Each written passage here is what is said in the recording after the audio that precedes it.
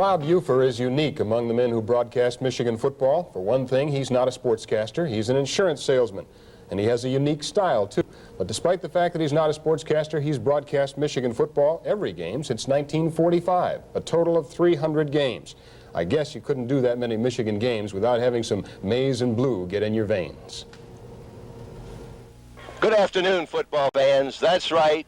This has been my home away from home, a Michigan broadcasting booth for the past 31 years, every single Saturday all fall long. And you know, I can honestly say that I've enjoyed every cotton-picking moment of every single ball game. And when we finished our game down there at Champaign-Urbana yesterday between the Wolverines and the Illini, it happened to be a milestone in our career in that it was our 300th broadcast of a Michigan game. And I can honestly say that down through the years, some of the most dramatic, some of the most pulse-pounding games have been these fantastic Michigan-Ohio State classics. Who will ever forget the infamous Snow Bowl game?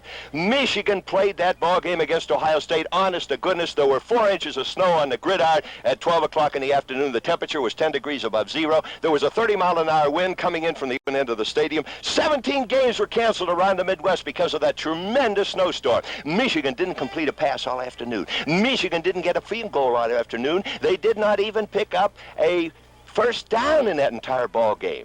But the strange thing happened. Michigan used a punt and a prayer, 26 of each, as 2 blocked Ohio State punts. Tony Momsen, one for a touchdown. Captain and tackle Al Wall, the other one for a safety. And Michigan won that strange ball game 9-3. And the miracle of the Snow Bowl put Michigan in the Rose Bowl. Then we moved into the era of Michigan football that'll always be remembered for its BS. Bo Schembechler, and what a fantastic job Bo's done for Michigan over the last 7 seasons.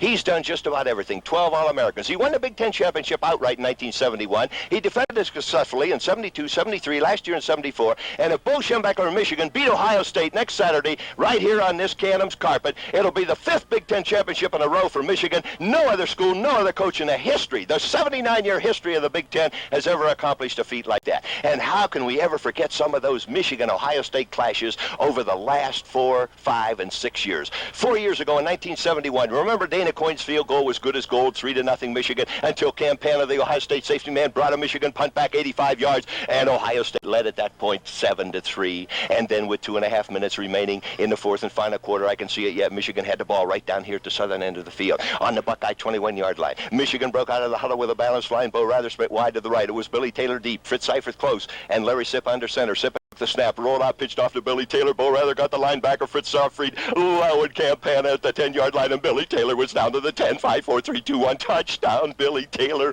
Remember that one, touchdown, Billy Taylor? That's when this old man got maize and blue spots in front of his eyes. 104,016 fans got maize and blue spots in front of their eyes as Michigan had a tremendous come-from-behind 10-7 win. Right here on this tartan surface in 1973, will you ever forget that ball game? Michigan 10-0, Ohio State 10-0, the Buckeyes number 1 in the country 11 out of 13 weeks. They came in here as a solid 7-point favorite. Ohio State didn't have a first down in the first 15 minutes, so that was Michigan's.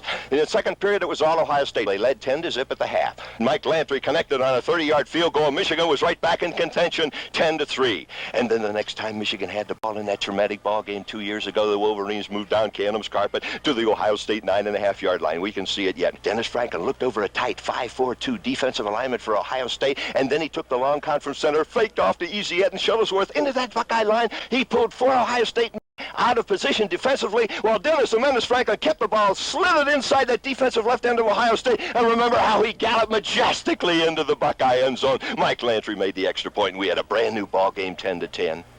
2 more times Michigan moved into field goal position in that game in 1973, only to miss by inches. But there wasn't a doubt in the minds of the largest crowd in the 104-year history of intercollegiate football. 105,000 fans, 233, along with 40 million people on TV, along with you and me, who didn't think that Michigan had outplayed Ohio 45 minutes out of 60.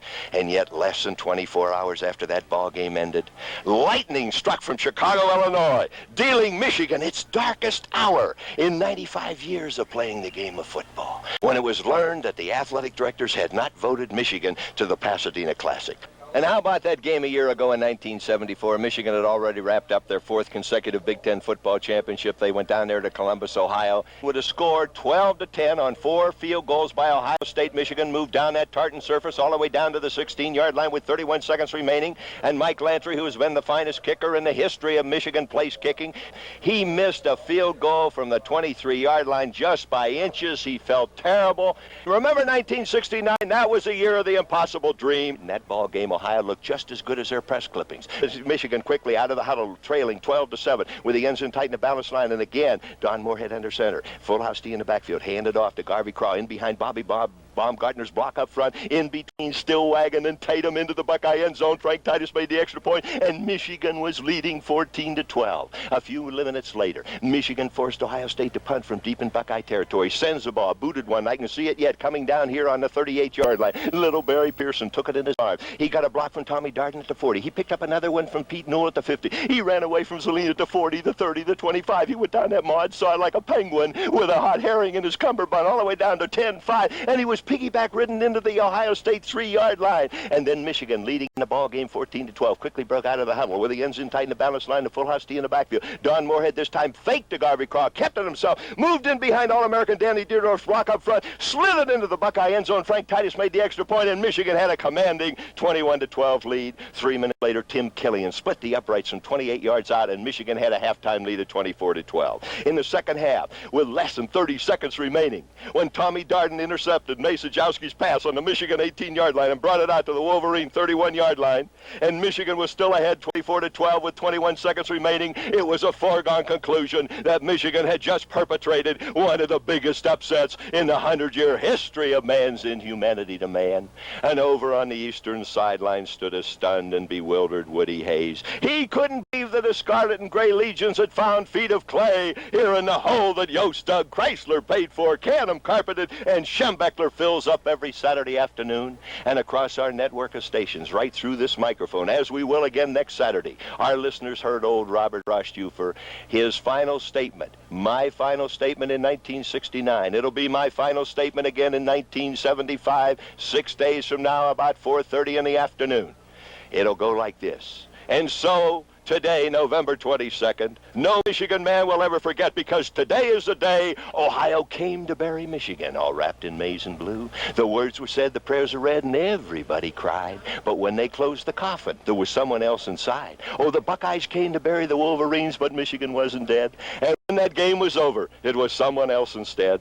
22 Michigan Wolverines put on the gloves of gray, and as Ravelli played the victors, they laid Woody Hayes away. Did I say he was unique? Well, that was quite a show you had here, Larry. A brief history of Michigan-Ohio State football. Back with more when we continue in just a moment.